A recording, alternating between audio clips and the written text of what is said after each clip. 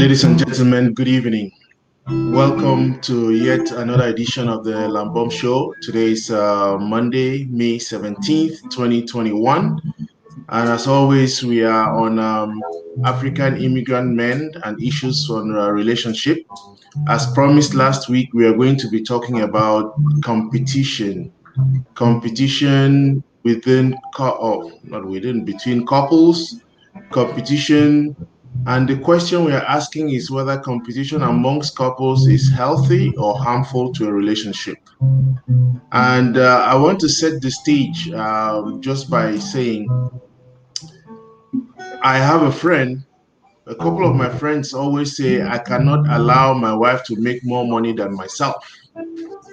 So again, it's about how much money, because the way the society is set up, the man is always supposed to make more money than the woman.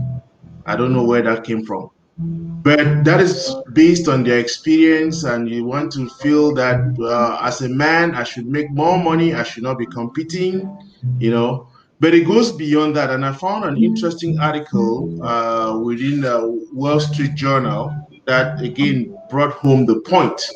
And it actually described competition amongst couples as a form of envy, a form of jealousy, you know. And the guy used an example of a couple that were playing the game Monopoly.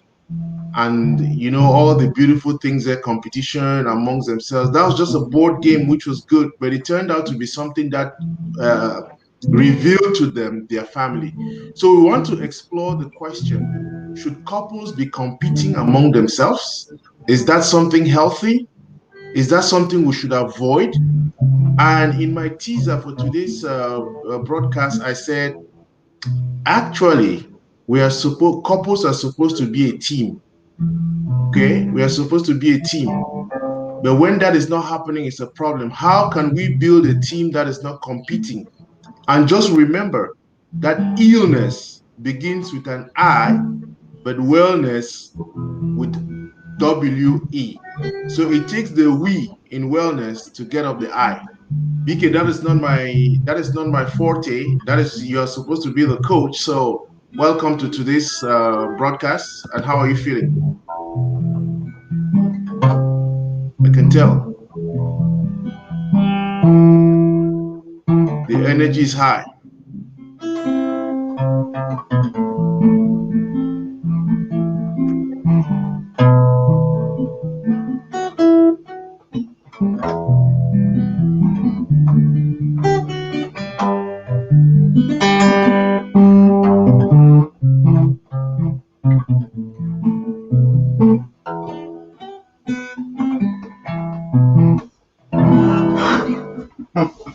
Sorry, I just had to do that today. No, so it's absolutely on point. We need that. So I'm good. You know what I always say? I say there are only two things in life. There are the things that are going right, which we celebrate, the things that we're putting right, which we anticipate celebrating. So I'm good, and I'm glad to be here, and it's good to see you as always. Today is the highlight of my day. Thank you. So last week we were talking about care, and we moved from care, and we actually touched on competition a little bit. We're saying the question we asked ourselves last week was whether men care, African men, do they really care about their women? And we went through a couple of things there. But we wanted to focus again, it's an attempt to see how we can heal the relationships that we have that are constantly falling apart, and what are the things that we need to do. That's why we are talking about competition. So tell us, what do you think about competition? So it brings me back to what I always say. Can I just check that you can hear me? Fine, loud and clear. There's no static? No static. Okay. I start with my signature phrase. Nothing means anything until we give it meaning. I stand by that. It will be true today, yesterday, and tomorrow, and forever. So competition in and of itself is not a bad thing. The question is, who are you competing with and why? See, because if competition is a sign that two people don't have anything in common anymore, and they are waging a war against each other, If that is what competition is in this case, then obviously it's something bad.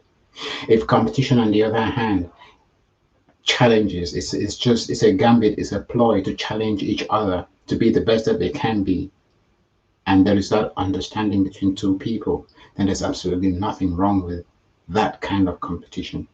See, the sea of competition, I always go back to the words to look for ways and means of giving that word value. See, compatibility. If two people are compatible and they compete, they will build synergies. Again, it's exchanging of energies and building synergy.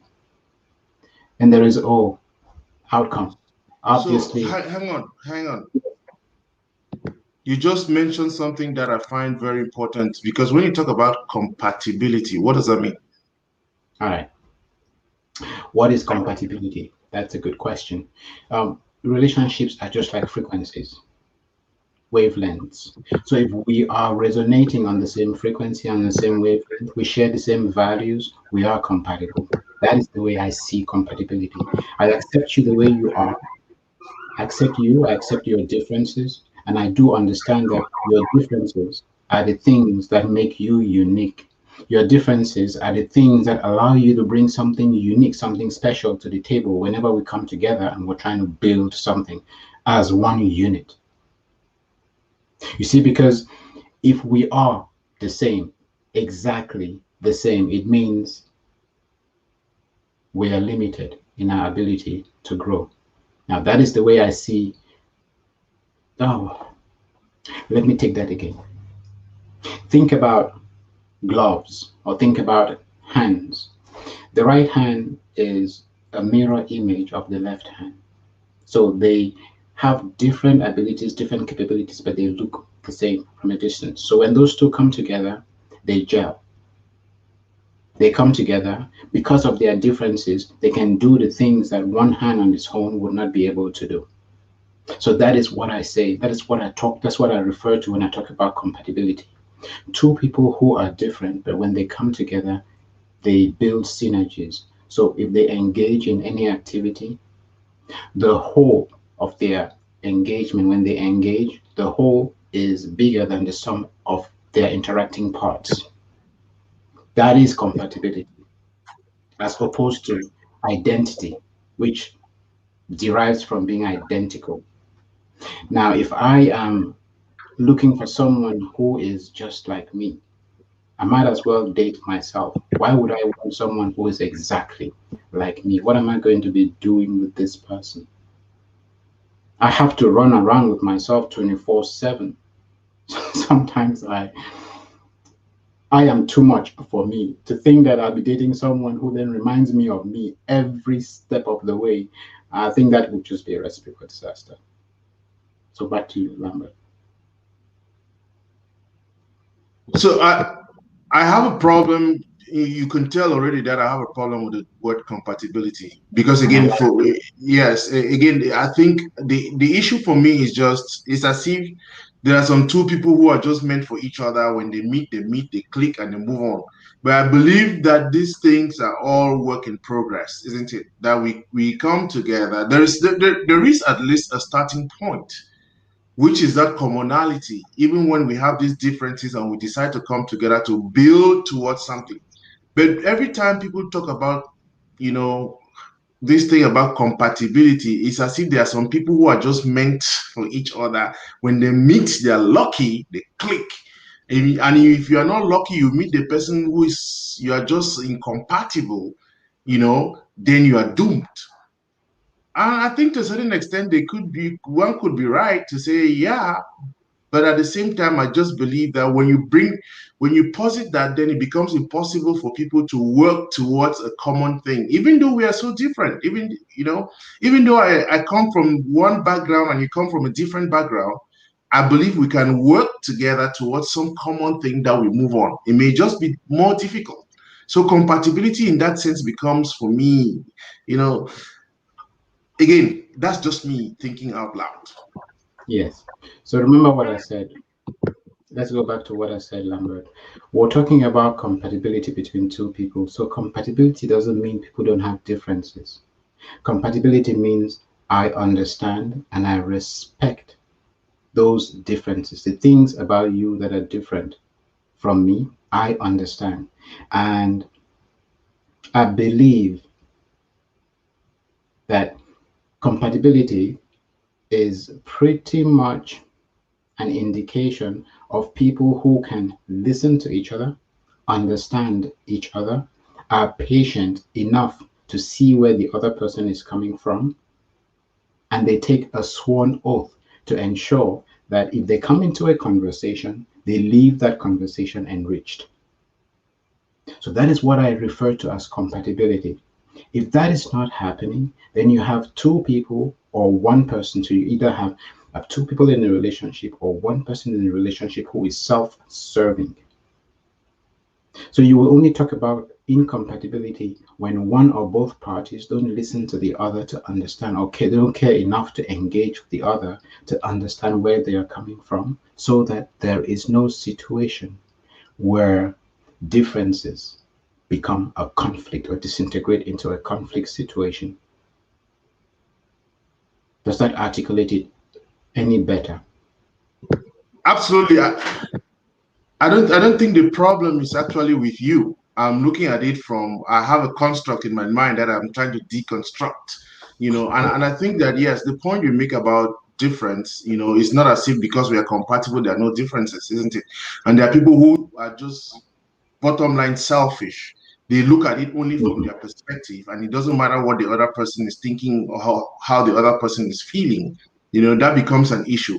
But I think the basic premise you are laying down is, for competition to be healthy, the people need to be compatible. Then the other person is not looking at it from some other perspective. Okay, I think that's the point you're making, right? That is the point. So that is one of the points I'm making. See, and if we want to go back to, the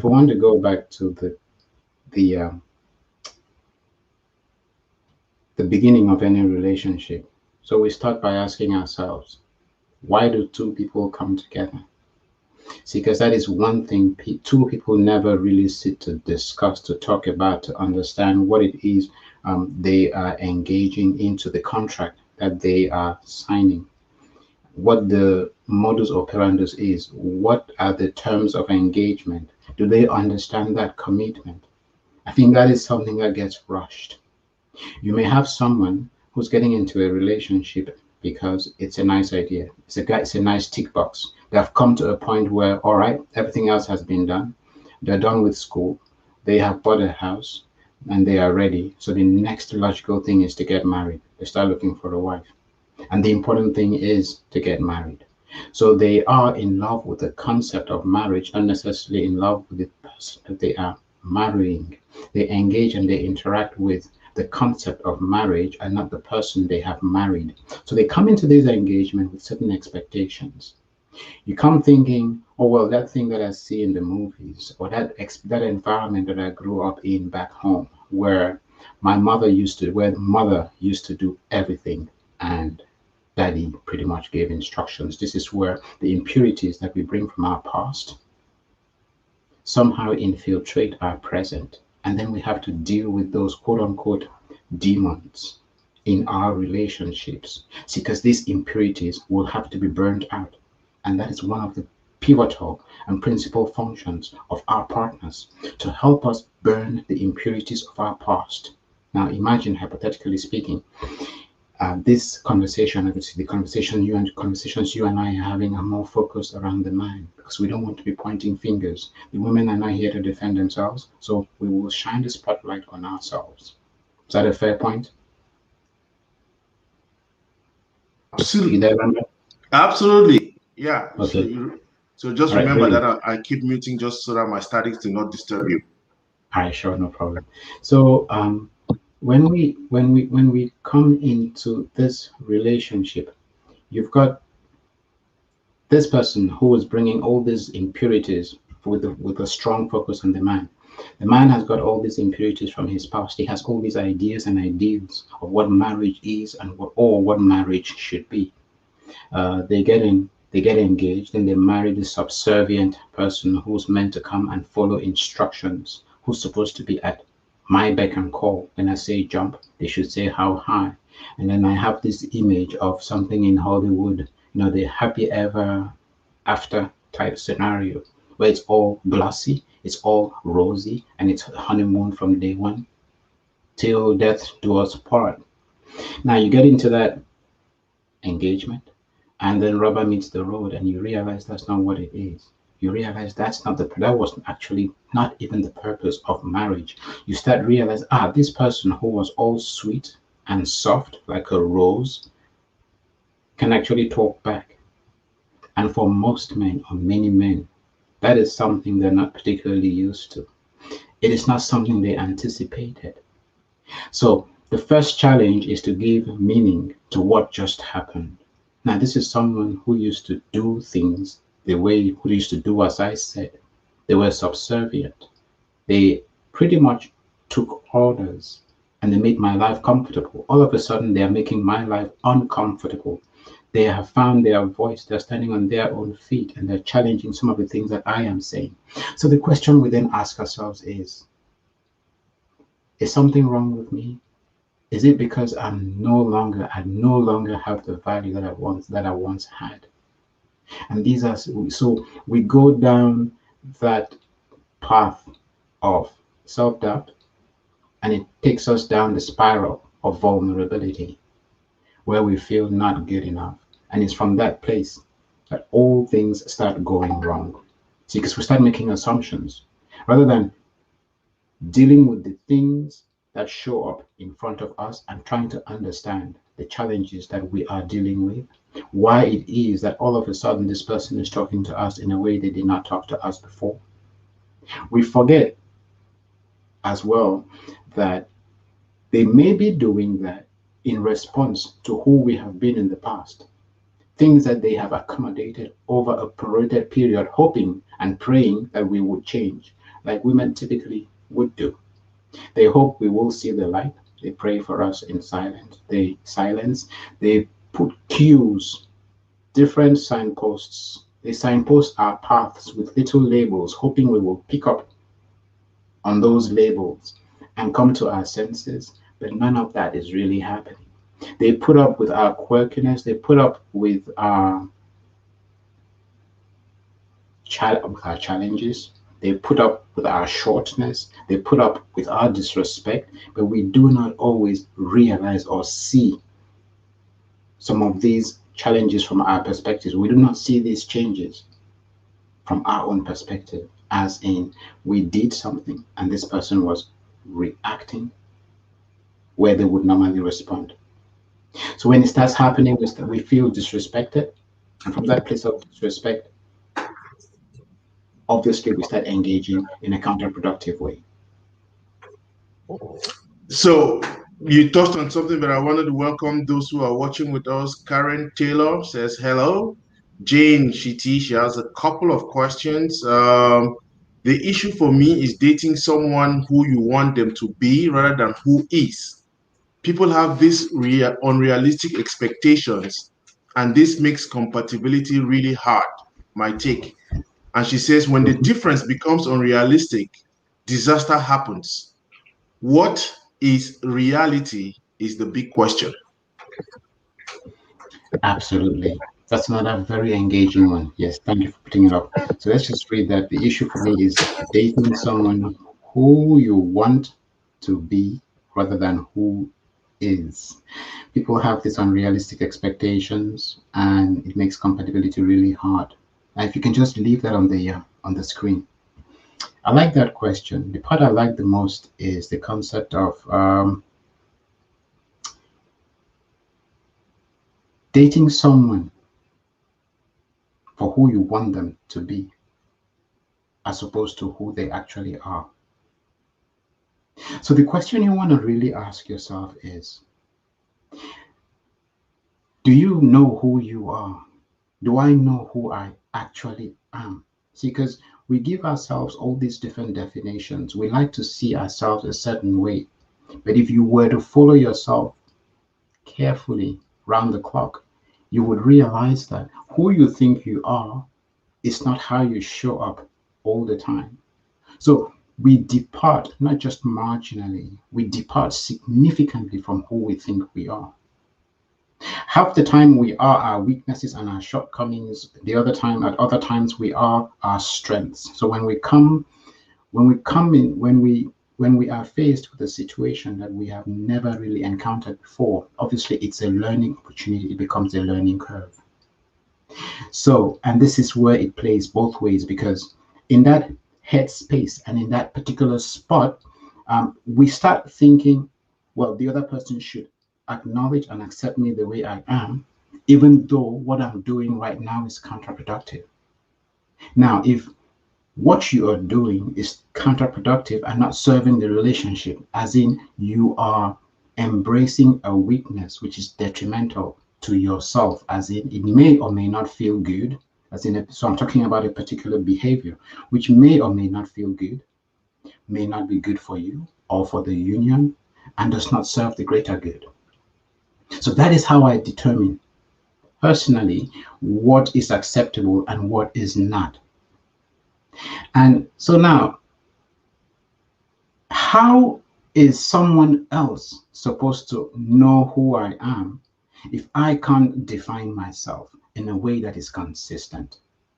Because I'm sure we would all agree, Jane, and I'm sure you do agree with me, that we are different things at different times to different people in different situations and circumstances based on what is happening and based on our particular relationship and our predisposition or inclinations towards these people, how much we like or love them, how much patience we have with them, until we come to a place where we are consistent, where we become our values, as in we define a certain set of values and we embrace those values.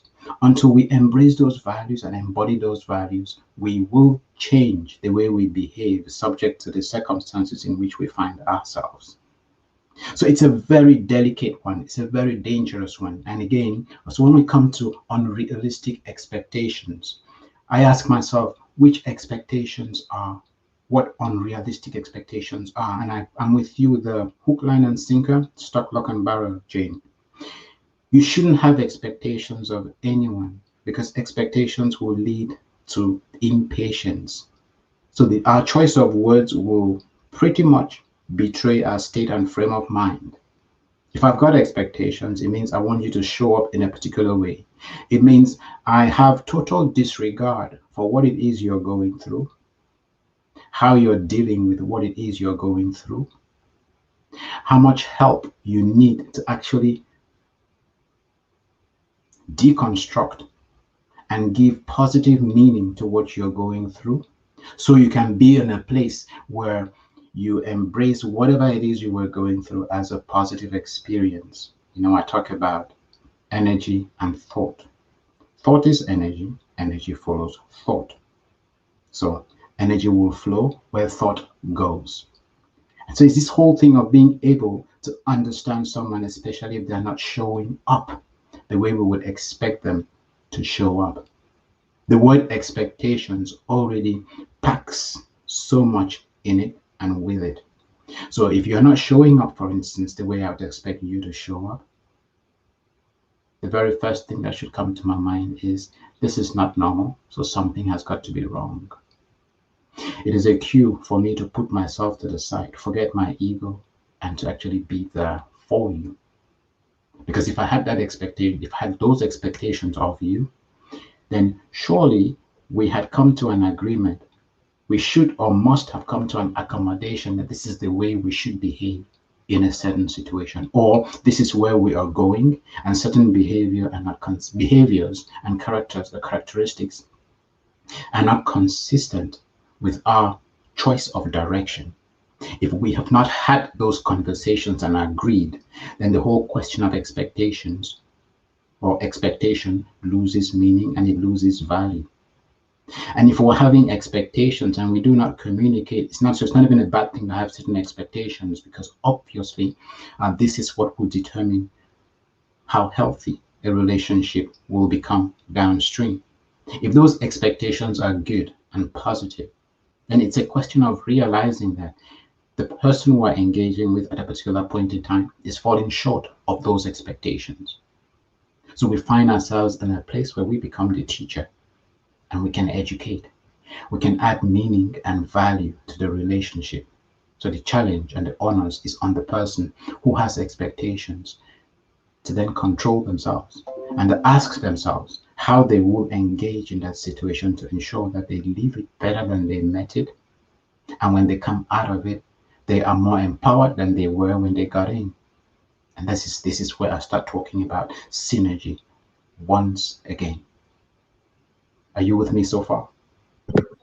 Absolutely. And I just wanted to interject there to say that you have touched on two very important points about expectation and even that people often show up who they think they are and not what they actually are, isn't it? We come up thinking this is what we are and then show up with this. But then the onus of expectation is on the person who has expectation to be able to state those expectations, clarify them, and make sure that both partners are on the same page, then they move on.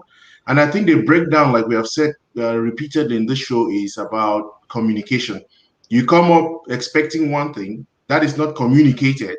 And even if it's communicated, like Jane said, you expect me to be some other thing other than who I am, in fact, which becomes an issue. So I think it's a very important point which you just laid out there in terms of that expectation and how to take care of the expectation. And then moving on with that is also the fact that, okay, even when you have this, who are you? Who am I? Yes. Most of us do not know who we are.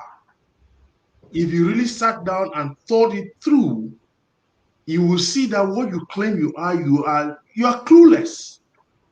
And that again is another level in the breakdown. And I'm happy that we are able to, we're talking about competition. And DK just laid down a first marker in terms of competition becomes healthy when the partners are compatible.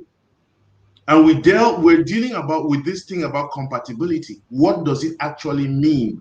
And that is how we have come down addressing Jane's issue. Before you go on, Karen Taylor asks some other thing. Why do some men have trouble dating women who are successful? Oh, Karen, thank you for that question. I'll give you a big hug.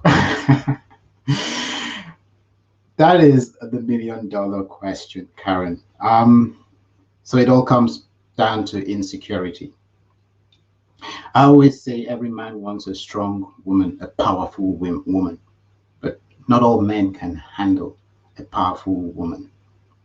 Because generally, the way society works, and this again speaks to identity, society always, it's a man's world, so to speak, which is why we have this whole thing about women's emancipation, fighting for women's rights, and all of that, packing it all in. So the man comes into any situation thinking that power is all about success. And if power is all about success and they are not as successful as the spouse or the person they are dating, then they feel vulnerable. They almost feel like they do not have a voice. And not many men can deal with this. Not many men can deal with the insecurities that come with being seen as not having that ability to wield the power and authority. See, because what are you going to be wielding that power and authority off the back of? Because we always want to think that as provider, which actually cuts into the fabric of this particular conversation. Because what we would normally think that as provider, we want to be the one who earns more. We want to be the one who then calls the shots. And if you're calling the shots, it's because you can defend the shots. You can actually defend these decisions. And again, this goes back to who is more successful than the other. Now, if I'm in a relationship, an engagement with you, what then happens when you and I have a misunderstanding? Hypothetically speaking, you are more successful. I want to assume you earn more than me. We're having a conversation. I say something and you disagree, and then you stand your ground. What starts going on in my head I start thinking you are undermining me for the simple reason that you are more successful than I am. So I stop seeing a relationship, I stop seeing an engagement where two people are just really exchanging, trying to understand each other, having a good time. It moves away from that interaction to what gives you the right to talk to me that way. And if I have got an ego the size of the universe, then whatever you do in that particular situation pricks my ego. And I feel like you are just doing that for the simple reason that I don't have a say. I can't have a say. So it comes and you pretty much get to the core of my vulnerability. So why do some men have trouble dating women who are successful? Now, for me to date a woman who is successful, I have to be just as successful, or if not more successful than this person.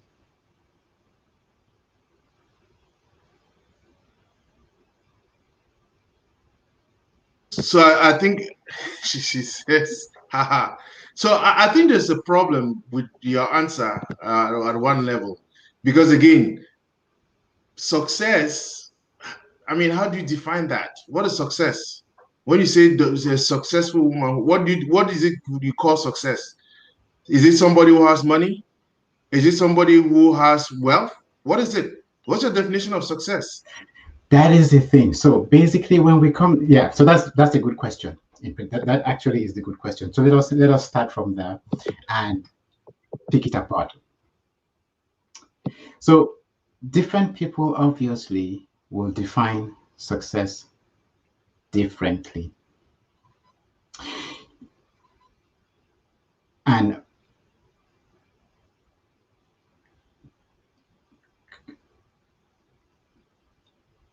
just a minute.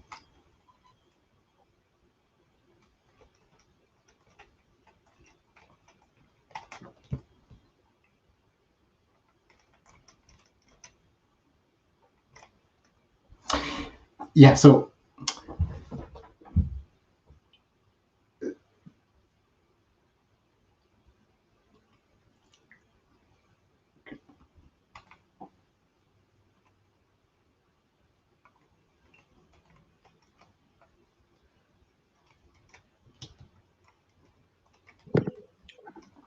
If you are just joining us, you are on the Lambom Show.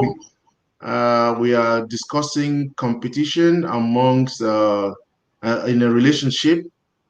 Is that healthy or is that hurtful or harmful? And we just laid down a real one important marker that for it to be healthy, the people need to be compatible. And we have drilled down again onto what it means to be compatible. It doesn't mean that they are the same, isn't it? It's just that they share a common value. They still understand they have differences, but they share a common value system, and they keep working on that in order to get together. And there was a question that we're discussing. Karen Taylor says, "Why do some men have trouble dating women who are successful?" And when the process of defining what it means to be successful, I mean, Karen, can you explain what you mean by successful? While BK is trying to get, what does it mean to be successful? And BK, you were trying to take a stab at the question. Does it mean to be successful? Yes.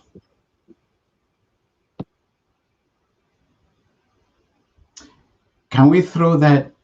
Can we throw that back at Karen? Let her tell us what she thinks, what she means by successful in this case, and then I will take it all over. So Karen, I mean, if you're on, I see Karen, you. I agree. You must be in unity. Yes. What do you mean by successful? Dating women who are successful. Give us a few examples. Are these the Oprah Winfrey's and the Michelle Obama? What does it mean to be successful? Because I think my mother, who is about 73, is very successful. She must have raised five of us, and I think she's very successful. But what is it? I'm just hoping that we can get clarity as to what it means to be successful. All right, while we're waiting for Karen to come up with what she defines as successful, let's look at different scenarios.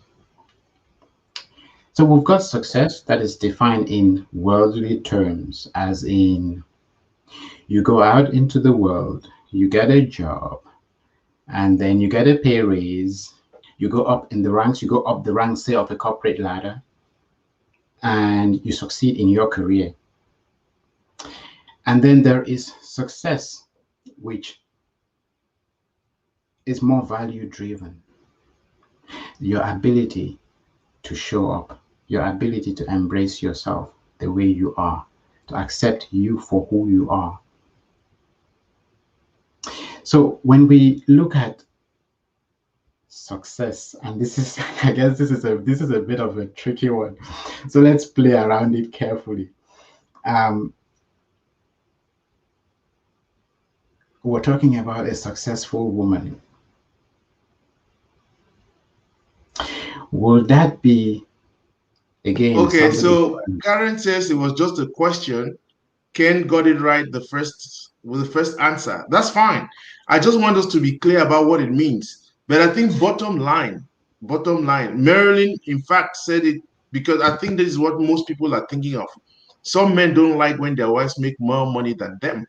That could just be it. I mean, the problem is, again, from a man's perspective, throwing what it means to be successful may just be to muddy the waters when at the back of our minds we really know that the issue is about, you said it, control, isn't it?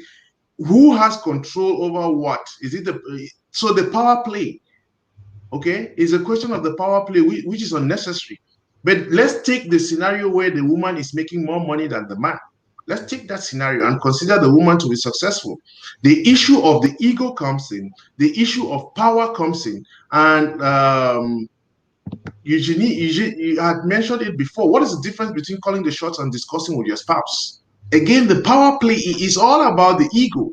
So my issue here is, I think the issue about competition from a man's perspective, again, maybe about the money. She's making more money, and so what are my friends thinking? That my wife is making more money, so I'll become the woman and she's become the man? Or my wife is now telling me, you can't do this, you can't do that, because, hey, I am the one making the money, you can't be spending either. What is the issue?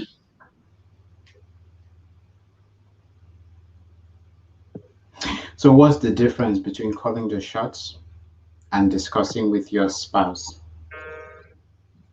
Again, this is what I say in all these situations, and I want to address both. I want to address both questions. I want to go back to Karen's question and look at the question, or the concept of a woman being more successful, and then we look at this one as well, where we're looking at the difference between calling the shots and discussing with your spouse.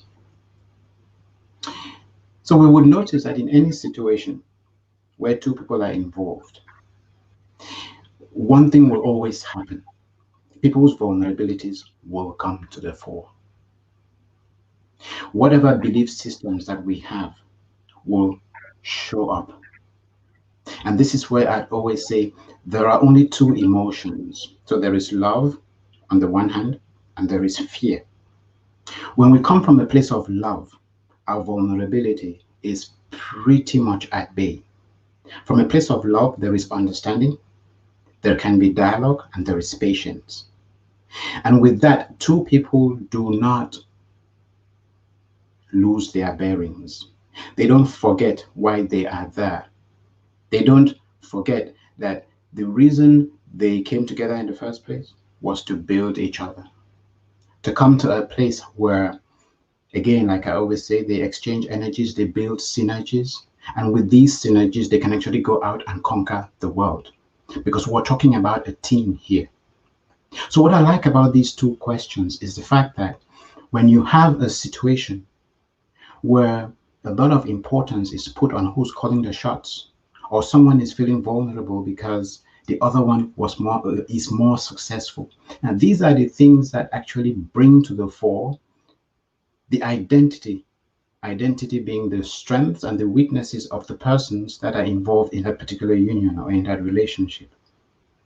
And this is the part where we are called upon to do a self or an internal examination, because we understand that the only thing that would result to a scenario, to a situation such as this, is the fact that one person is feeling vulnerable, one person is feeling threatened for whatever reason, and it is based on how they see or define success and what they think their position should be vis-a-vis this word success in relation to the person or in relation with the person they are in a relationship with or engaging with.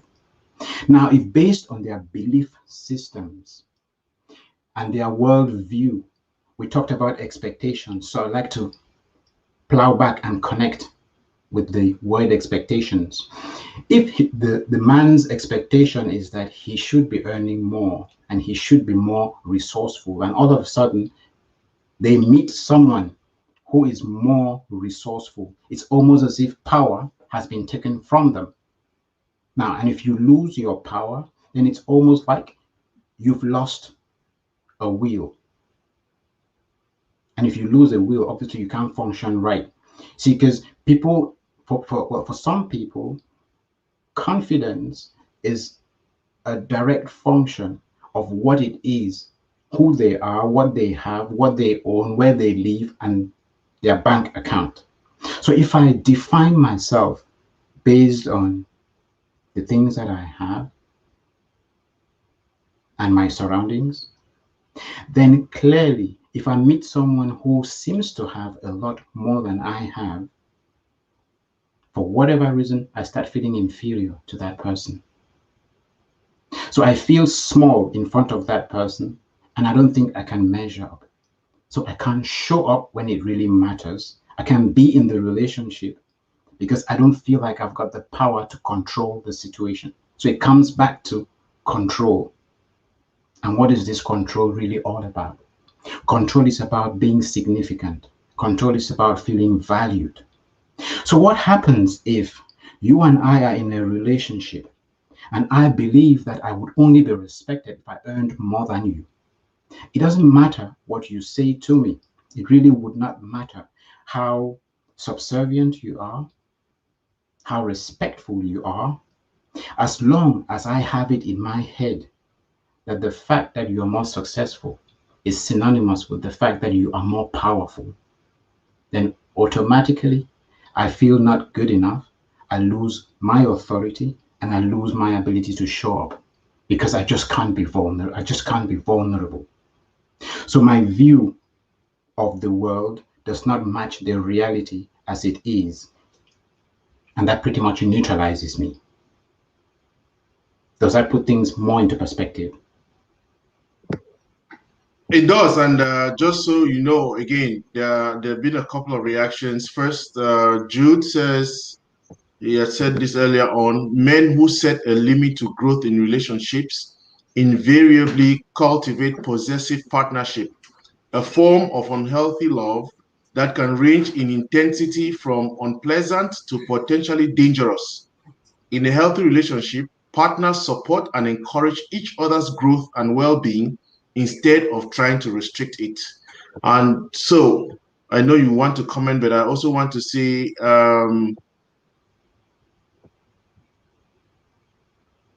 Karen came back and said, success means having a good life that they created before they met. Okay, so that's before they met. Abengwi, for better, always inspire reading your content. Nobody could have articulated this better. Thank you. The famous friends again, Paddy Men and Power Tripping. So again, you find a broad range of reactions, isn't it? Bottom line is what you just said. That power struggle, that is the point where all of a sudden you seem to think that you are losing influence. And you are losing influence because you imagine the other person is becoming more successful than you are. I don't know whether you wanted to react to any of these other things before we move ahead. Yeah, so let's look at okay, this one. Which other one did we have?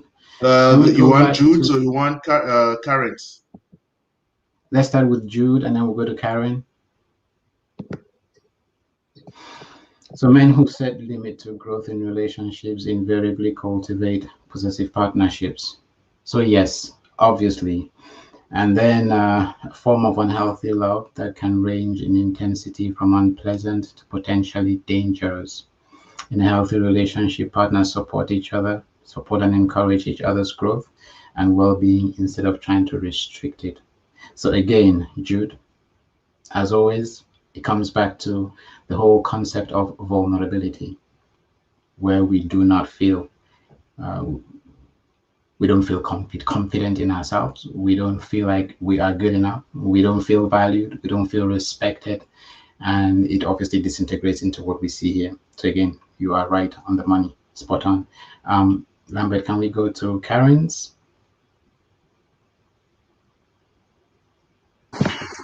Current is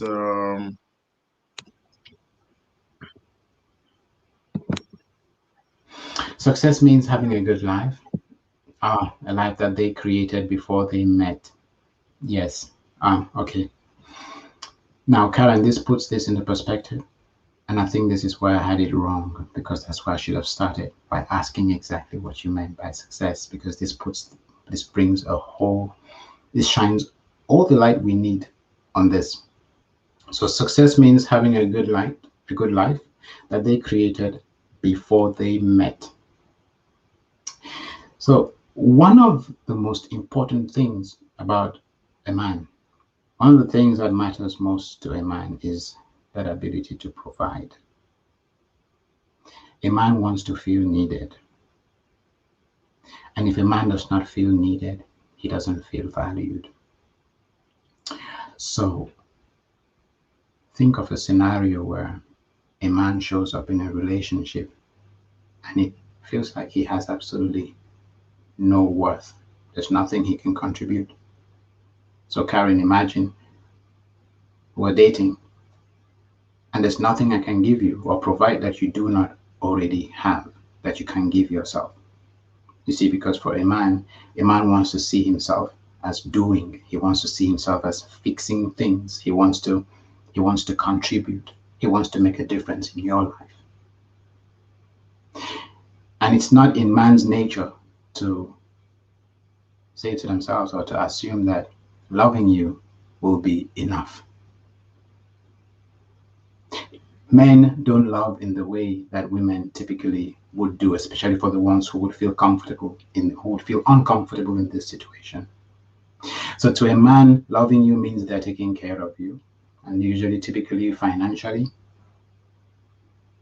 giving you or providing the things that you can't really provide for yourself. And it's very rare to be in a situation where a man sees love as one of those things. Just being there, giving you a good time, having a good conversation, verbal elating, and just talking and connecting. So for most men, before they get to a place where they can receive or give love, they need to feel valued. They need to feel respected. They need to feel appreciated. And for them to feel appreciated, they need to know that you depend on them, you count on them, and they matter. And they want to be able to measure it. So if I love you, I could love you all I cared. There's no way I'd be able to measure that from your response or your reactions. And even if I could, it would be spasmodic. It would be ephemeral. It wouldn't be consistent, because there are times when I would show you that love and I won't get the reaction or the appreciation that I want. There are times when in a relationship you would show up because you just wanted to talk about your day, not because you wanted a resolution, not because you were looking for a solution. But then you start talking and I start providing solutions. That's not what you want. And then you tell me I don't listen. So I get confused. But how can you say I don't listen? This is what you said.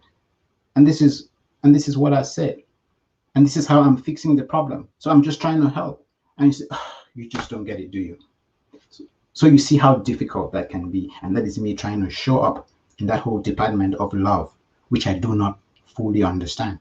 And that is why when I can't survive, when the relationship is not going, it's not working right, when it's not going in the direction I want it to go, what's the tendency? I go away to my cave, or to my workplace, some place where I something that I understand. And it's from this place that I seek solace. So it is from here that I find my own value and my own valor.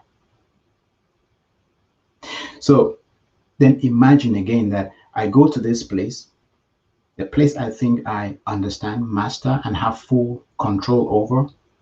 But then it reminds me of the fact that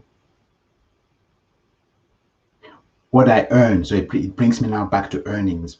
What I earn is less than what you earn. So even the thing that used to give me solace and used to give me comfort becomes a source of pain. And this is where I want to talk about the pleasure-pain principle.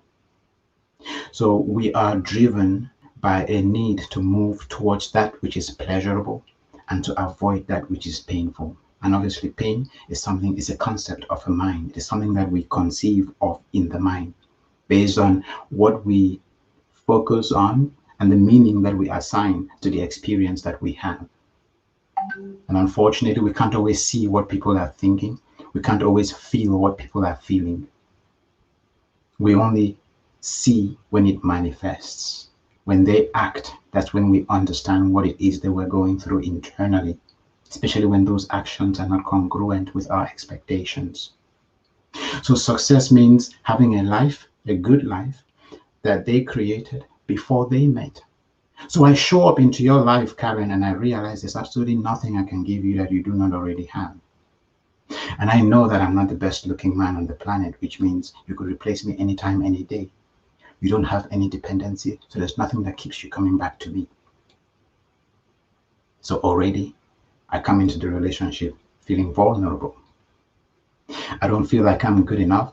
And so what do I start doing? I start testing the waters. I start testing your love. And how does would a man in a vulnerable place, in a precarious place, how would they typically test their love? They will try to control you. And for you, you've been an independent woman, Karen. You're a self-made woman. You found yourself. You built your foundation. You put a wall around your house. You converted that house into a home, which means there's nothing, absolutely nothing you depend on me for. So when you invite me into your space, you're inviting me so we can interrelate. So it is not dependency. You're already independent. You're inviting me to come to a place and a headspace where we can be interdependent and build synergies. For that, I need to be able to respect and acknowledge and embrace you as an individual. I need to be able to accept you as my equal, so to speak. It is true that when it comes to running the home, it always takes one person or the other to lead in different areas. And for those who obviously subscribe to the Bible, then the man is the head of the family. And if the man is the head, the woman is the neck, which means he doesn't take any decisions without consulting the woman. So it doesn't matter how we choose to look at it, we realize that it's always going to be a situation of codependency, of interdependency. But then again, it requires maturity on the side of the man, especially the man who is threatened and feels threatened by a woman who is self-made. So just to summarize, because I think this is a very important one, why does this man feel the way he feels? Men want to feel needed. Men want to know that they are valued, and they want to be able to put a number on that value. They want to be able to assess it. So love is not one of the things that will help him assess his value, because he can't push you around. Love is not the thing that will do it for the man. In fact, love is the thing that gets in the way, because in order for him to meet his need for love and connection, guess what? He needs to know that he is respected. In order for him to feel respected, he needs to know that he can give you something that you cannot give yourself. So when he goes down, when he looks at it, he looks at his checklist. Home or house, you've got a bigger house than he's got. Car, you're probably driving a more expensive car than he's driving. Vacations, you're going to more exotic places than he can afford. So what is his role in your life? It takes a very mature man to realize that it is not the things outside of us that make and or define us, but rather the things within us that make and define us. I think with that, we can move on.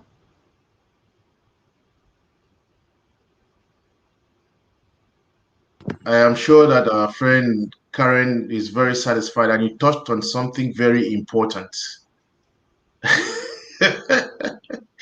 you you don't want to, again, do you remember this challenge that has come back to us a couple of times? This would be a great topic with women on this panel. I love this. Thank you so much. And that's true, Karen. So we can get you on anytime you are interested in coming on. But there's a point that I wanted to say, and you so very well articulated it. Some time ago, we asked ourselves what women really want, and I think today you are expressing what men want. And I'm sure the men who are listening would say, I mean, I even see some women saying great response. What the man needs, if you have a woman in whose life you cannot contribute anything, it cannot be love. Okay, because he's checking, when he looks at that checklist, love is not on it.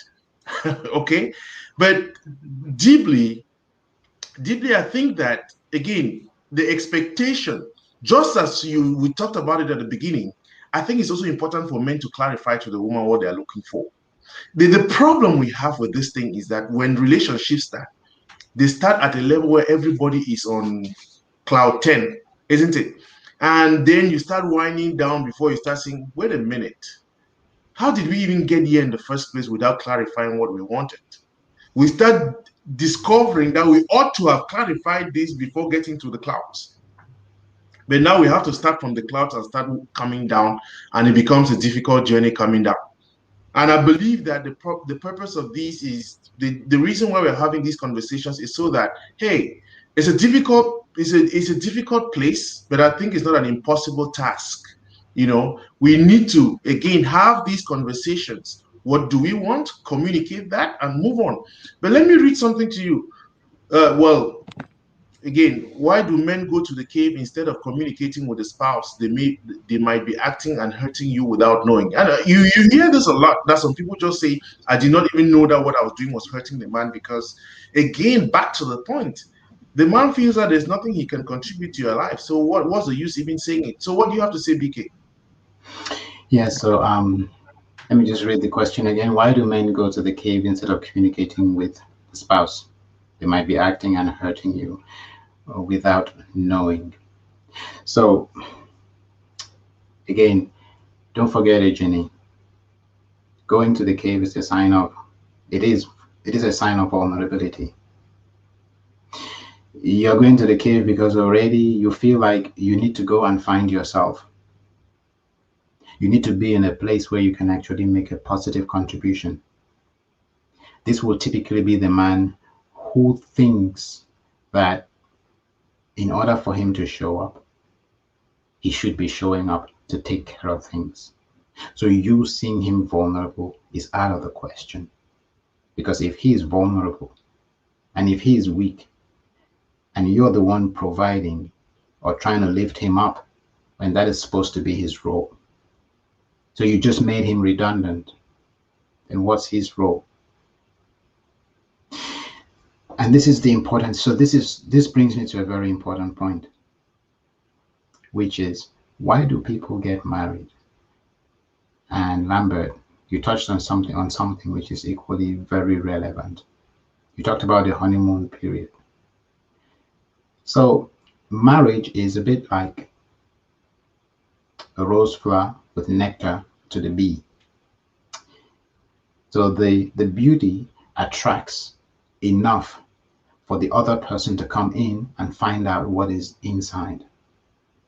And then it encourages these two people to actually get to grow. So the reason we're here is not just to come get married, have a family, have kids. Kids grow up, they move out of the house, and then what happens? we go back to what? So this is a fundamental question which has not been asked enough, and so it has not been answered. The reason two people come together is because these two people are on a journey, and we all have a purpose, and that purpose is to identify what tool we are. That purpose is to find out the thing that we're called upon to do. And the way we find that out is through and by our engagements and our interactions with each other. So we are all energy, and I'd say we are all light, love. That is who we are. You would notice that if you're coming from a place of love, so if I love you, there is no way I'll get mad at you, because I'll always be patient enough to understand where you're coming from and to make sure that I can meet you at your point of need. If I love you, I'll always respect you. I will make sure that I do not act just from my point of view. I will act from your point of view, which is what I call perspective. So if we're having differences, the question will then be, okay, why are we having these differences? Where do we want to go? How does this fit in the grand scheme of things? And if we do not have a bigger scheme, something that is bigger than just me and just you, if we can't act in the best interest of the relationship and the connection, not just you or I, when we come to a place where I start taking care of me and you start taking care of you, we are doing retrogressive progress. We're admitting to ourselves that we were not ready for this union, and it means the universe, God, whatever it is we believe in, that natural force, will take us all the way back to where we actually are in our relationship through the challenges that we will face. And these challenges will force us to become love. So we can move from where we are to a place of enlightenment. And a place of enlightenment is where we realize, or we come to that realization, that meeting the need of the other person is what gives us gratification.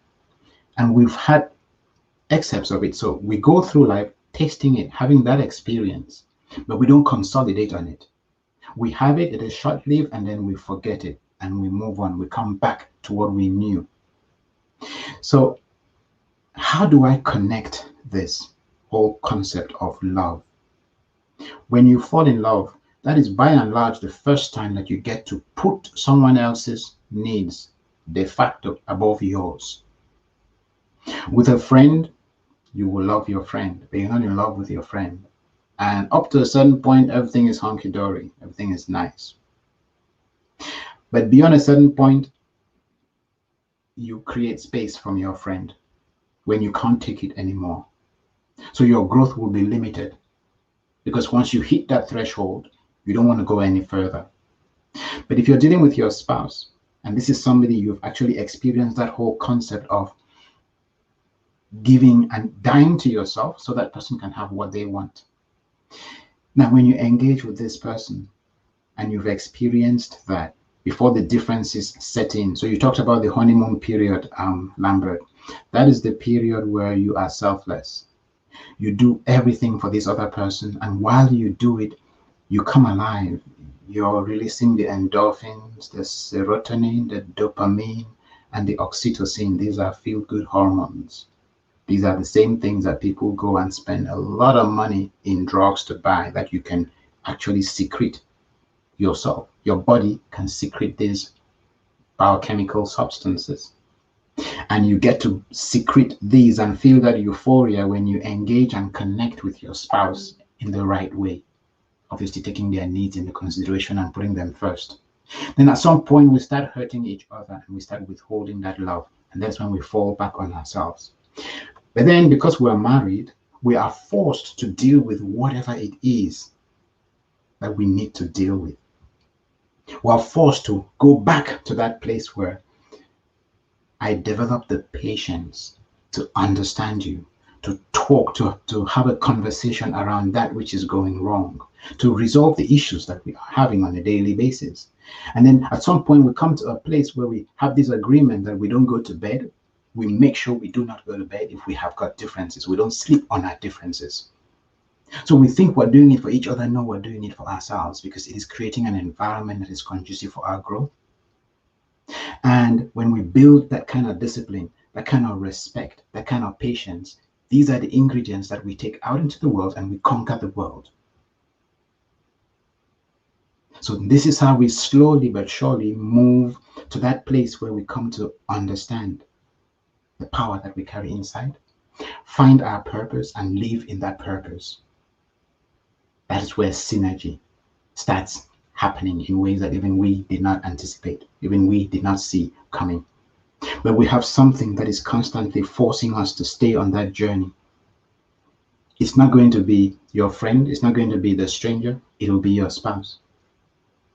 And for those who then have kids, you notice that the child takes this whole thing, the child puts it even more into perspective, because this child will make you do things you couldn't do for other people's children. The child will pee on you, poo on you, puke on you, cause you sleepless nights, but you still won't give that child up for anything. That is unconditional love. And that is the universe teaching us again something. That this is what life is really all about.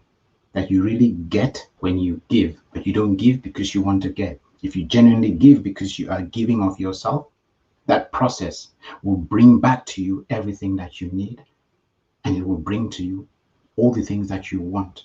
But you have to be true to yourself. You have to be true to your giving. You have to be true to that relationship and to that connection. They always say all the things that we look for on the other side of the things that we are resisting, they are on the other side of the places we don't want to go. So we need to be able to muster the courage. We think we're moving away from that person thinking they are the issue. We don't realize that we're moving away because that person brings out from within us something in us that we don't want to deal with. And that is the simple truth. Because there is nothing you can do to influence the way I feel. I've got full power of attorney over how I will choose to feel in any one situation. That is the one power that I've got. I can hold you accountable to who you're supposed to be. But then a real man and a real woman is that person who realizes that while I can hold you accountable, there is a point beyond which I can't go because I'll be trying to control you, and that's where it becomes counterproductive. I'm holding you accountable because I can remind you that this is what you have done, or this thing that you did, this is how it made me feel. Now, if you say you don't care, then maybe we need to start revisiting what it is we're doing together. If I can't find it within me to articulate that little fact, if I can't express to you and let you know that what you did actually made me feel a certain way, then again, I need to go to the drawing board and ask myself, why did I come into this space? Was I using you to validate myself the whole time thinking that I came to you because because I loved you? See, because love has a way with checking us out, and it has a way with calling us out.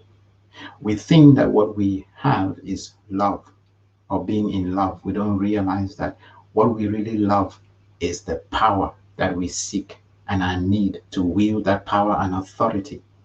And so we need a substrate. We need something or someone that we can control in order to feel that our love for power. So it's until we give up the power and really fall in love with the person that we can have a relationship. So I think it is now that I'm beginning to answer a lot of the questions that were asked even way back then when. Karen, as I'm sure you would agree, this pretty much caters to the needs of the question, why do men struggle with successful women? Because again, he's not in love with you as a person. He's in love with his power and his ability to wield that power and authority. And you being an amazing person with presence, great, lovely, dynamic, and flair, he wants to be able to brandish you around like his woman. Again, it is part of that power because you become part of his self-image. So until he gets past all these obstacles, And it is a good thing, because that is what only you can help this man overcome. And that's where women fall short, because they don't realize that if a man is attracted to you and a man is willing to make sacrifices to be with you, it means you wield a certain power, which, if well managed, you will help turn that man around. The question usually obviously is, how do you do that? And it's not an easy one. How do you then use the power that you've got? And what is the equation that articulates the fact that you, as the woman, wield more power and authority? If I love you and I'm stronger than you physically, for instance, the fact that I've got a weakness for you means you have got power over me, because you can use my strength against me, since I've got a weakness for you. And that is how you can influence my growth and get me to a place, and get yourself to a place where you hold me accountable. But you need to know how to talk to me, which is what engagements, which is what relationships are really all about. And that is why relationships sometimes benefit from counseling or coaching or a third party who can bring both parties to communicate, to see their blind spots, because that's what it really usually typically comes down to. I've got blind spots I'm not aware of. You have blind spots you're not aware of. When our blind spots clash, then we have a problem. Because all I can see is what you're doing, and all you can see is what I'm doing. I'm expecting an apology. You are expecting an apology. Why?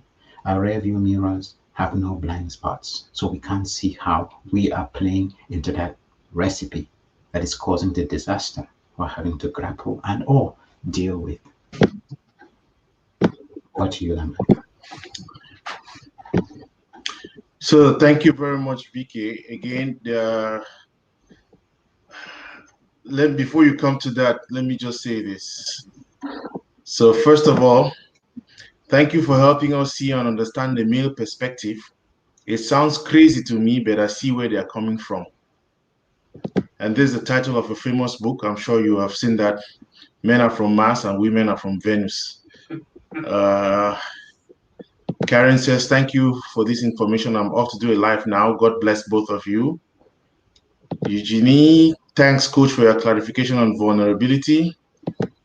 Great perspective as always. Thanks. How does a woman arrive at that point of the relationship with vulnerability in place?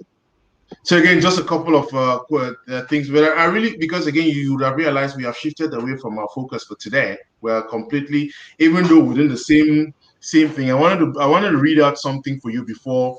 So we're talking about competition, and this guy says, often the emotion underlying competition is envy, which can fester and create resentments in a relationship. Envy is a feeling of discontent, inferiority, and sometimes even hostility that we feel when someone has something we want but can't immediately have. Unlike jealousy, which typically is more intense and includes a third person, we fear we will lose someone or something to a competitor. Envy involves just two people, the envious and the envied. Spouses may have a particular hard time admitting to feeling envious because it means you are essentially admitting to feeling inferior or lacking in some way. You are not supposed to envy your loved one. That is the undermining of the very special love, you are supposed to have for your spouse. On the contrary, you are supposed to feel good about your spouse's success. So again, I read that just to say that it points to some underlying thing. Okay, the fact that we are calling it competition in this particular instance, it seems to be envy. That you envy the fact that your spouse is succeeding. And because your spouse is succeeding, then that may lead to some other thing. And within a particular context, it is a case of a man whom you got married to, and you thought that he was not going to be successful. He started, and maybe you have been disrespecting him and calling him names, and then he starts a business and becomes successful, and now starts going around the world. It becomes a problem. Before was a problem, now it's a problem. So he's not successful, it's a problem. He's successful, it's a problem. So you are caught in a situation where it becomes difficult to see whether one, again, I think that points to your point, compatibility. What is it the man wants? What is it the woman wants? And how can we work energies coming together to form synergy? Too much for you. Absolutely. So, thank you for helping us see and understand the male perspective. It sounds crazy to me, but I see where they're coming from. It would be nice if Marilyn could add more context to that. What exactly what it is you find crazy, Marilyn, because it then helps us all to make the adjustment that we need to make in order to be where we want to be. What was the other comment, Lambert?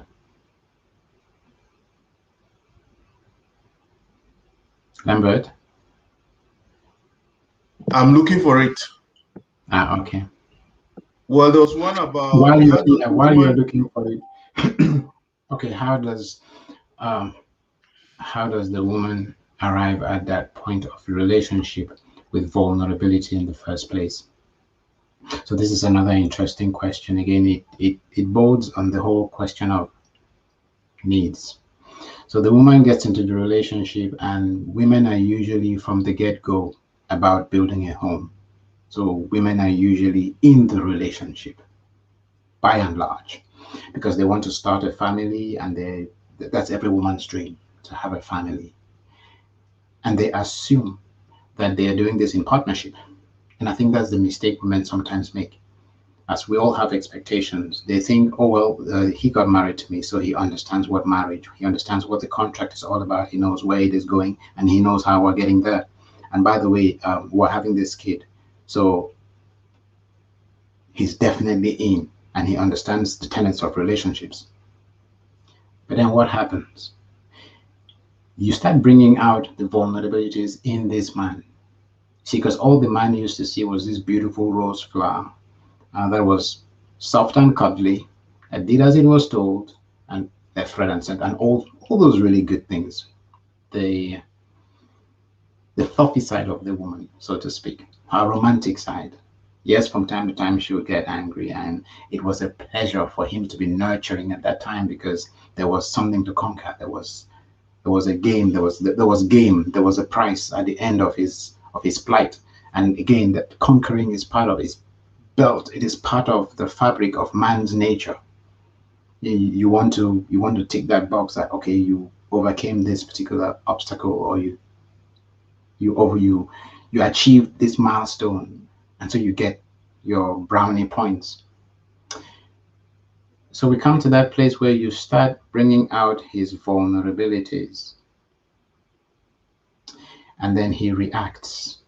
But when he reacts, you may not realize immediately that it's a control thing. You think he's doing what he's doing because he genuinely wants to correct you.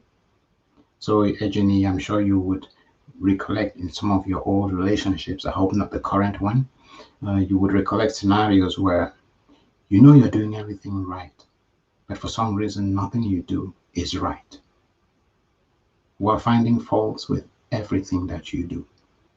And then we ask you, why don't you do it this way? We're telling you how to do the things that you used to do the same way you're doing them today, and we did not complain. All of a sudden, they are becoming a problem, and you're confused. You're not sure what's going on. But because you want to keep the peace, what do? You decide to comply. Then you make a few adjustments. After you've made those adjustments, 2-3 weeks down the line, we start complaining about those same adjustments that we made you make. So you make all these little micro changes in so many different areas. At some point, you lose your own identity. You're not sure who you are anymore. That is that vulnerability. So what was initially the man's problem, which you could have helped resolve by holding him accountable? And how do you do this, Eugenie? If you notice that someone is trying to impose themselves on you, they're trying to control you, finding faults with things that you're doing, can you have a conversation and ask them, okay, this is what I'm doing, this is why I'm doing it, this is what I want to achieve. I understand you may not be happy with this, so what is the effect of this particular suggestion that you're making, and how does it make this better if we both agree that this is the direction we're going in? If he flares up, then you've just confirmed that it is all about trouble, it's all about control. And once you know that it's about control, you don't engage, you move away. You don't do it disrespectfully. You tell them, okay, good, I see you're not in a situation, in a position to have a productive or a fruitful conversation. So I'll move away, not out of disrespect, but rather because there are other things I can be doing, and we'll have this conversation when you're ready. What are you doing there? You're giving them a reputation to live up to. And it may get worse before it gets better, but ultimately they will live up to that expectation. If you can be consistent, and that is how you help that person grow without exchanging a single word and without getting into a tussle. Now that is easier said than done. At the outset of a relationship, typically during courtship, a temporary merging between partners occurs in which both people seek togetherness with somewhat neglecting their differences. Exactly, Jude. And that's exactly what we're talking about. So differences are not the things that anyone would focus on at that particular point in time, because they are in seventh heaven, they are lost in bliss, and they're all having a good time, the honeymoon period. It is when rubber meets the road that they will start, if Lambert at some point, well, if you can just bring it up again, it is when rubber meets the road that they start seeing their differences. Because don't forget, you don't know what differences you've got until you start relating and engaging with someone else. You can sit in a room all by yourself and think you are patient to the moon and back. You will never know until someone else comes into the room and you have to deal with their quirkiness, or you have to deal with their success, as the case may be. Because success in some cases will make you envious or make you jealous, and their quirkiness will make you unsettled, remind you of something that you yourself are dealing with, and it could just be a reflection of who you are. It's usually just a reflection of who you are, whatever it is that they're doing that annoys you. Because if you had good intent, then you would realize they were coming from a vulnerable place, and you will help them deal with their vulnerability.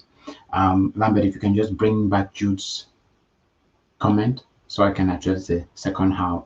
But in healthy partnerships, as the relationship develops, a mutually comfortable balance is struck between connectedness and independence.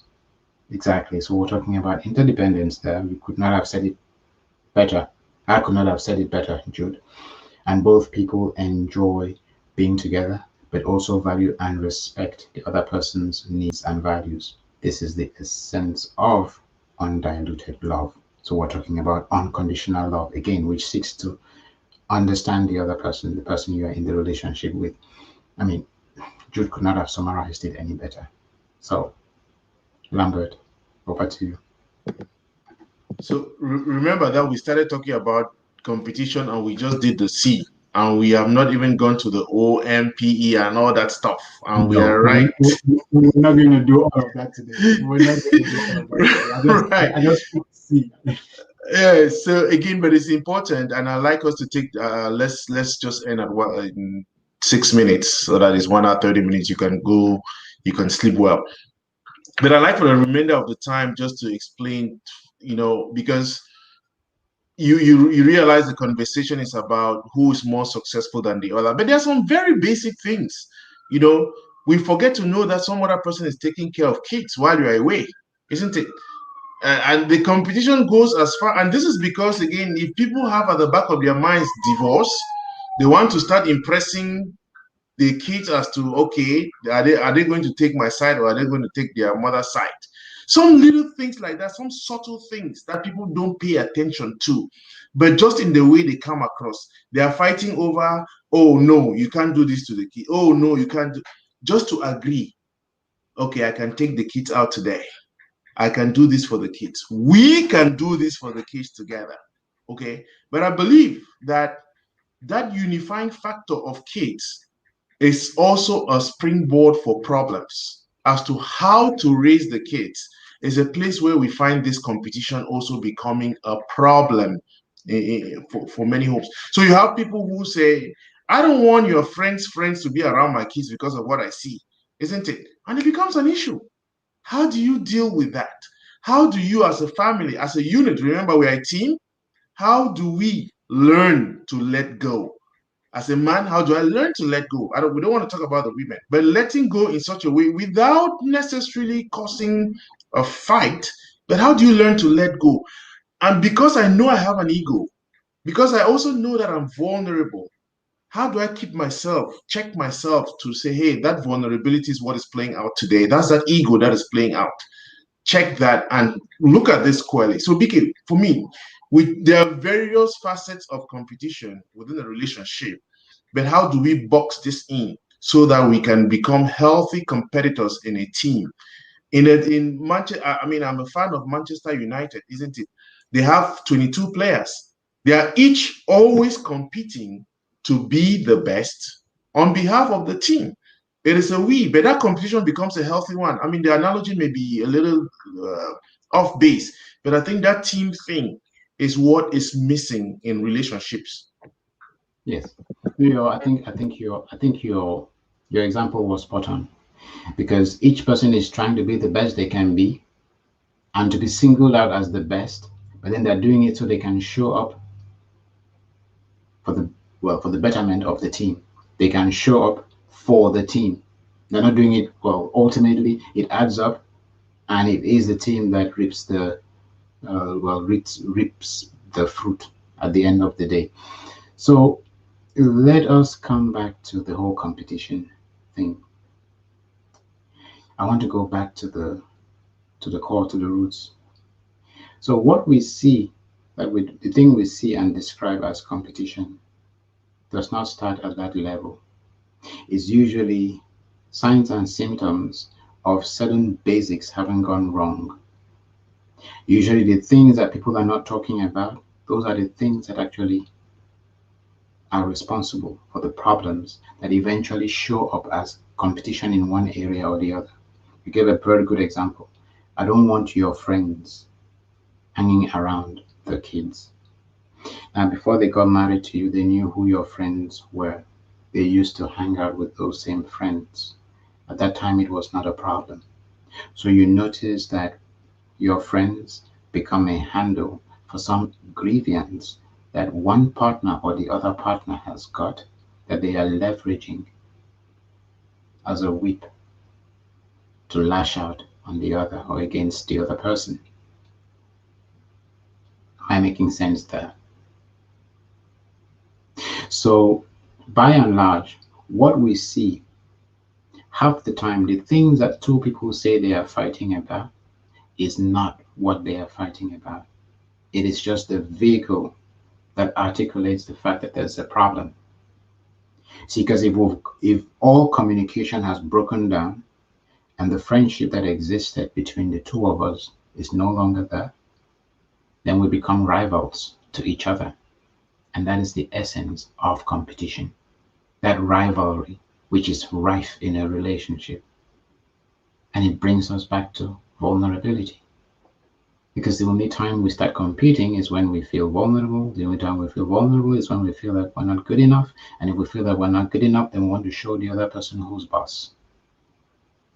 So one person is showing the other person how big they are, and the other one is not taking it lying down. And so we start looking for ways of showing the other person, putting the other person in their place, and that's what we call competition. Because again, nothing means anything until we give it meaning. How am I going to show you that I'm better than you? I'll control you in this area. I'll be better than you or bigger than you in this area. Whatever it is I can do to be bigger so you can be smaller. And these are the things we then give all these different labels and captions to, and we call them all these different things. We call it competition. What is it? I'm just trying to be bigger than you. I don't want your friends around my kids. What am I doing? I just want to control you. I'm just lashing out about something else that I'm not happy about. I can't talk about, because if I talk about that thing, you will make me feel even smaller. If I tell you stuff like you're never around, I don't get to feel you, and you tell me stuff and you come back with, I'm too needy, I'm at home all the time, don't you have any friends? Can't you call your friends? Now, if you tell somebody that, they will never have that conversation with you ever again.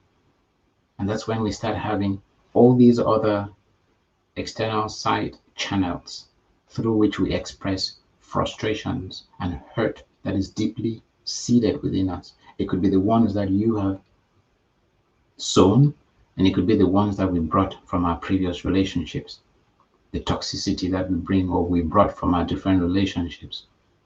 So you could bring all these impurities from another relationship, and then something that someone does in your own relationship triggers what it is that you then start feeling. And when it comes up, guess what? You then have to deal with it. So it is a good thing. Conflict is a good thing in the sense that it helps two people grow. Conflict simply means we don't agree here. And if we agree that there is no problem without a solution, then there is no reason for us to not agree, because there is a solution in there. If only we could stop looking at our points, our own, each person looking at their point of view, which is perception, looking at it from my angle, and introduce perspective. How about you look at this thing from my point of view, and I will look at it from your point of view, and we see what we come up with. You will notice that if two people could do that, then they don't get to a place where there is this conflict and where there is this competition.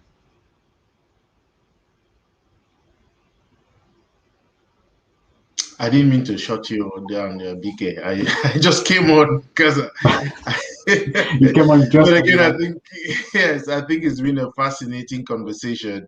As always, there are more women here. This is supposed to be a conversation for men. I think we should invite our husbands, our brothers, our friends to come on.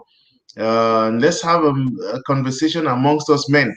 The women can be on the site and listen to us do this, but they are an essential part of the conversation. And I think we can continue exploring this issue of competition because I think it's really deep. Um, we really want to make sure that we understand our society, our community, the breakdown in our relationships, because many of them are just going south, you know. So I think that it's important for us to come to understand ourselves. Again, I'm sure BK, I talk for you too when I say when we have these conversations is a discovery of ourselves. We are not preaching, isn't it? We are sharing experiences, and it's important just to show up. I love the analogies that came on today. There's just a lot that one can unpack today. But Eugenie says, thanks for the great response on the relationship between accountability and respect for our spouses. Marilyn, we have come here to understand our men. Oh, wow. That's interesting. Okay. Good luck with that. But any last words, Vicky? Yes, and what Marilyn says is so powerful because it doesn't take two to fix a relationship. It only takes one person who's really willing. And if you are really willing to fix that relationship, you will get to understand yourself better through your man or through your husband, because he will bring out every weakness from within you. He will test the fabric of who you think you are, who you define yourself, and how you define yourself. And I'd like to leave you, because you brought this up, Marilyn, I'd like to leave you with this gem. This is how I run all my relationships. And I say so because it's not something that I could say, this is who I am. It is who I aspire towards. But if you can integrate these values in the core of who you are, the fabric of that which defines and makes you, you will never have a problem with anybody on the planet. It doesn't matter who they are. It sounds easy.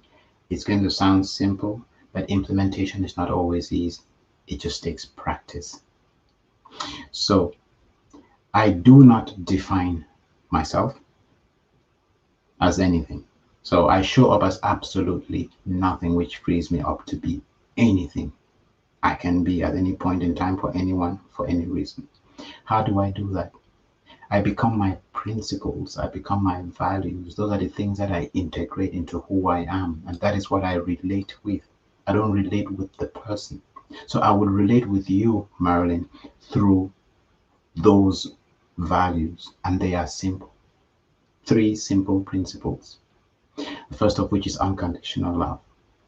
It means I will love you unconditionally. You don't have to show up in a particular way for me to love you. I will always love you, doesn't matter who you are, whether you are married, whether you are my spouse, whether you are my child. The same love, unconditional. You're free to be who you are. You can curse, you can swear, you can pronounce, you can trounce, you can do all of that to full mouth, no problem. I will not return the favor because all I will see is when you shift from your still center, you're coming from a place of fear. And if fear meets fear, that's a recipe for disaster. If love meets fear, fear is neutralized. The only reason you show up in a certain way is because you don't feel like you are good enough. You feel threatened, you feel undermined, and you want to save face. You want to, and I will show you there's nothing to save. Marilyn, sweetheart, what's happening? This is not you. You don't normally behave this way. Talk to me. What's happening? And then you break down and you start crying. Oh, sorry, I've had a bad day. And it's, no, I understand. That's not a problem at all. And let's just discuss it. It's okay. We don't have to create bigger problems because you had a small problem there. Now you brought it into the home and we're messing up the whole environment. We're messing up the mood in the home. No, this is our sanctuary. We don't want that to happen. Now, if you talk to somebody like that and you still had a problem with them, then they really need help.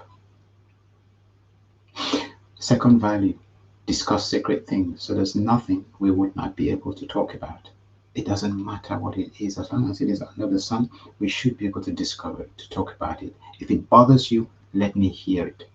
And if I don't understand you, guide me on how you want me to deal with it. Do you want solutions or you just want to be listened to?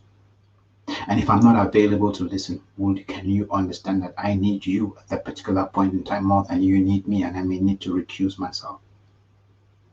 Can we come to an accommodation? That's where it's usually difficult because usually when 2 people who don't know how to show up, who don't want to show up because they don't feel disposed, they feel unavailable, they're just not in the right headspace. This happened between Lambert and I a lot, where we feel like, oh no, we're not going to do this today, we will postpone. Today was one of those days for me again. Very busy day, lots going on. And I felt like, oh, am I going to be able to do this? Maybe I should just call and then postpone. But something said, no, show up. You never know what that one thing that you would say or could say. You don't know how much of a difference it would make in somebody's life. It's not about you. It's about the people that you serve. And then I show up, and right now I am so happy that I did. And that's what happens. The things that we look for are on the other side of the things that we avoid. That pain that we're avoiding is standing between the gain that we seek all the time. It's just about finding the courage to show up whether we like it or not, knowing that the other person needs us, and that's the way life works. Life will always remind us that it's not about us, and the moment we forget about our troubles and we start taking care of someone else, our problems and troubles go away. They dissolve, literally. They are picked apart. They are deconstructed, completely deconstructed. And that energy flows through us. We become a conduit. And before long, we are healed. And we don't even know how that happened. The last operating principle would be push for growth. So remember I said unconditional love. I'd let you swear. I'd let you prounce, trounce, cuss, do whatever it is you want to do. Now, pushing for growth.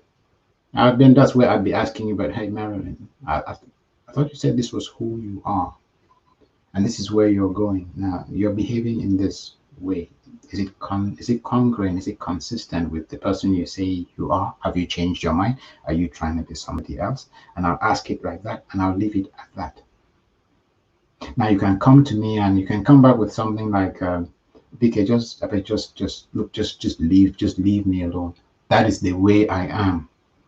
And don't bring it up again. Let's not talk about it. That's just who I am. Accept me the way I am. To which I would say it begs the question, beggars belief. When I call you Marilyn, you say, yes, BK. So if you've said this other thing is who you are, then if I call you obnoxious, which is what I just said, because or disingenuous, which is what I just said, you say you're this thing when you're this other thing, and you get angry, it means you're not happy being that person.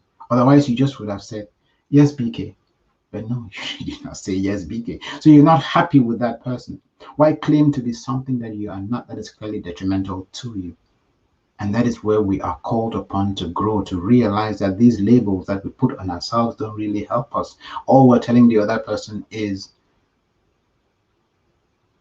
you don't have a right to talk to me like that. All we're telling the other person is, I am vulnerable and I don't want to grow. All we're telling the other person is, I don't love you enough to have you as part of my growth. So all we're doing ultimately is pushing that person away. And these are the things that will eventually add up. The little bits, the little trickles, the little drops, they will eventually add up. And what happens downstream? Competition. We start showing each other how much better we are than them. Why? Let me show you that I'm not a nobody. Let me show you that you can't talk to me anyhow. Let me show you that I can defend myself. Once that starts, that's the beginning of that disaster that we talk about. And then it shows up as all these other different things. Competition here, fights there, quarrels there. You never do this there. Why don't you? And the rest. So, as always, I want to thank you very much, BK. It is 1 a.m. I think getting to 1 a.m. your time in the UK. yes. If you ask me, I think we would have stopped a long time ago, but I could not. But I want to say thank you as always for the time, for the wisdom, for the knowledge, for everything. It's been a great show. I hope you all loved it. Share this with your friends, share this with your networks. Invite people. We did not talk about it today, but again, if you want to continue these conversations, there's one place you want to go to. We can't say this enough. Is it .com or .org? Mindsetboulevard.com. Oh, sorry, what's that? Yes, I did it wrongly. It's mindsetboulevard.com, but that is not the correct address. Let me give you the correct address.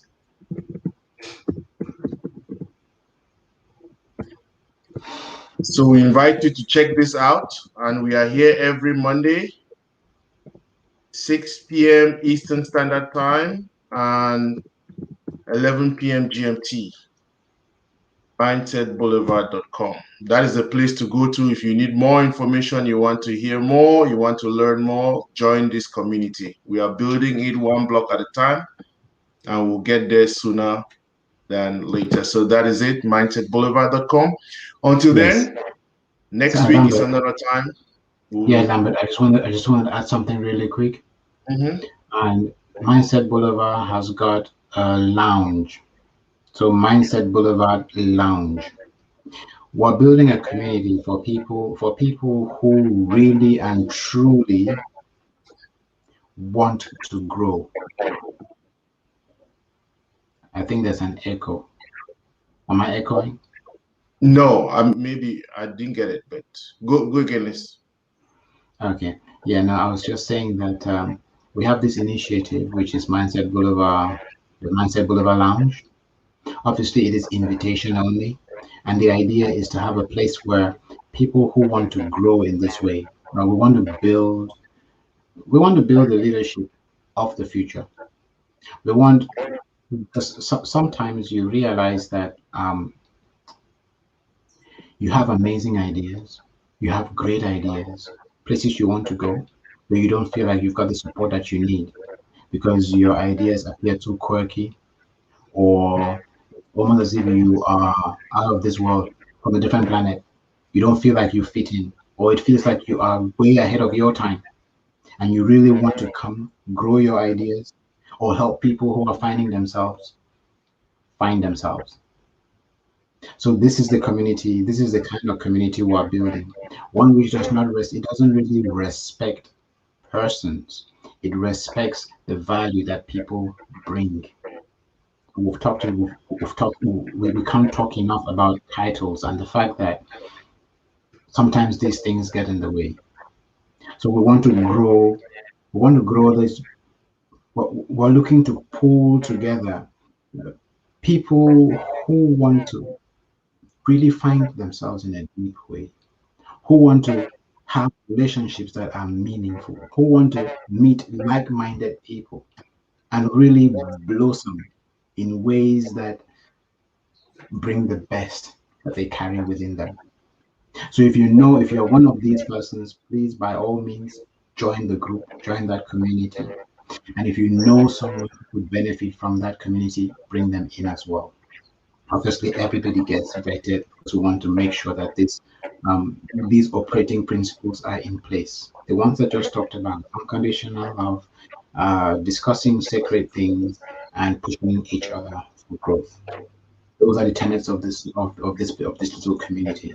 Zero, and we have zero tolerance to profanity. So it actually will be a safe environment for people who are really looking to grow. Thank you. So again, these are not just conversations. These are intentional, and we intend to really make sure that these people are able to bring forth testimonies of the changes. I mean, not testimonies in terms of coming to say it, but just their lives themselves would have changed, and that's enough. So check out Mindset Boulevard, and while we continue to build that, again next week, Monday, 6 p.m. Like I always say, invite your friends, share this, and get to my YouTube channel. Next week, we'll have another interesting conversation. Thank you all, and good evening. Thank you.